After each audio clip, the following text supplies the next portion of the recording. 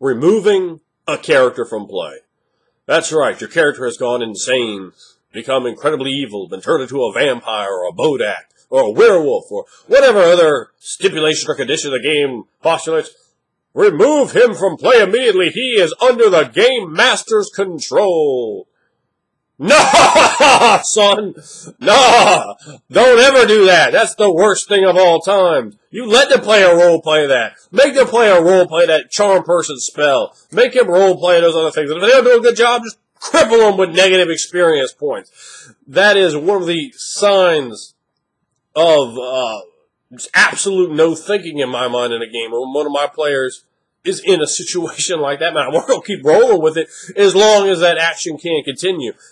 Can really produce some interesting non-standard results for a game. You can really come up with some stuff that's very, very different when you just allow the person to keep playing that mad cultist.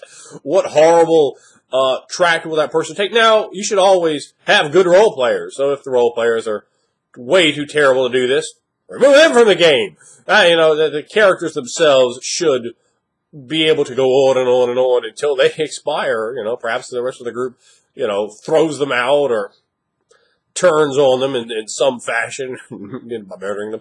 Or however that comes around, I think the idea of simply NPCs stabbing them is absolutely terrible.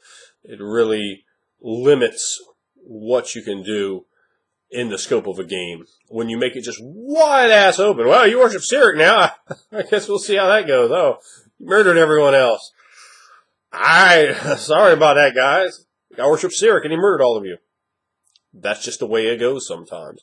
I am very firmly for always letting the player keep control of their character, whether they are enchanted, deluded, become a follower of a dark god, lose all their sanity points like Cthulhu, whether they get embraced as some sort of creature in a Dungeons & Dragons game that has an automatic NPC removal stamp on it. No. I remember seeing that back in Advanced Dungeons & Dragons, and I was like, that doesn't sound fun at all. I'd like to see what happens when they become this horrible monster, and how the player has to cope with that. What differences, what are the changes in the psychology there of the player, of the character, where is the dynamic turn, and you should have a huge one.